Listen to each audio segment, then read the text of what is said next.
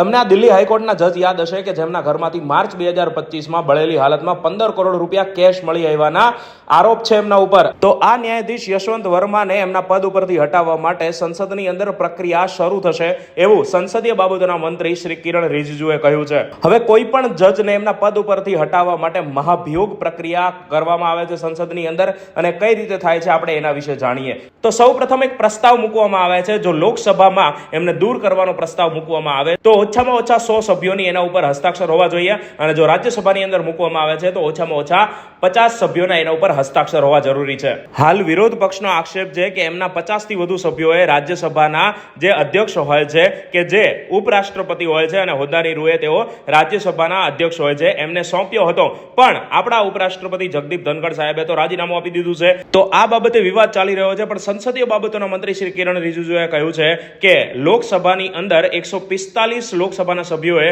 આ બાબતે પ્રસ્તાવ મૂક્યો છે, અને લોકસભાની અંદર સૌથી પહેલા આ પ્રસ્તાવ મૂકવામાં આવશે, એના બાદ રાજ્યસભામાં પસાર કરવામાં આવશે, એના બાદ આગળની પ્રક્રિયા આગળ વધારવામાં આવશે. આપણે એ જાણીએ કે કોર્ટના જજને દૂર કરવા માટે બંધારણની અંદર કયા અનુચ્છેદ અંતર્ગત કાર્યવાહી થાય છે. તો હાઈકોર્ટના જજને દૂર કરવા માટે 217 1 ક્લોઝ બી અને 218 અંતર્ગત પ્રક્રિયા થાય છે, અને સુપ્રીમ કોર્ટના જજને દૂર કરવા માટે 124 ક્લોઝ 4 અને 5 નો ઉપયોગ થાય છે. તો સૌપ્રથમ તો લોકસભાના સ્પીકરને લોકસભાના ઓછામાં ઓછા 100 સભ્યો દ્વારા અને રાજ્યસભાના અધ્યક્ષને રાજ્યસભાના ઓછામાં ઓછા 50 સભ્યો દ્વારા પ્રસ્તાવ આપવો પડે, એના બાદ આ પ્રક્રિયા શરૂ થાય છે.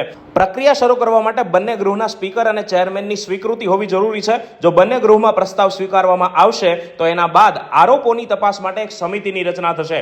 આ સમિતિની અંદર 3 સભ્યો હોય છે, જેમાં સુપ્રીમ કોર્ટના વરિષ્ઠ ન્યાયાધીશ, હાઈકોર્ટના મુખ્ય ન્યાયાધીશ અને એક પ્રખ્યાત ન્યાયશાસ્ત્રી પણ હોય છે. ત્યારબાદ આ સમિતિ 3 મહિનાની અંદર એક રિપોર્ટ બનાવીને સ્પીકર અથવા અધ્યક્ષને સુપરત કરશે, અને બાદમાં સંસદના સંબંધિત ગૃહ સમક્ષ એ અહેવાલ રજૂ કરવામાં આવશે. જો અહેવાલમાં ગેરવર્તણૂક નીકળશે તો દૂર કરવાની દરખાસ્ત એટલે કે મહાભિયોગ ઉપર ચર્ચા શરૂ થશે અને વોટિંગ પણ થશે. આ પ્રસ્તાવ ઉપર બંને ગૃહ દ્વારા વિશિષ્ટ બહુમતીથી પસાર થવો જરૂરી છે, એટલે કે બંને ગૃહમાં હાજર સભ્યોની 2/3 બહુમતી દ્વારા આ પ્રસ્તાવ પસાર થવો જરૂરી છે. એના બાદ એમને પદ ઉપરથી દૂર કરી શકાય છે. ભારતમાં અત્યાર સુધી જેટલા જજ વિરુદ્ધ આવા મહાભિયોગનો પ્રસ્તાવ મૂકવામાં આવ્યો છે અથવા પ્રક્રિયા કરવામાં આવી છે એમનું લિસ્ટ અહીં મૂક્યું છે, જે તમે જોઈ શકો છો.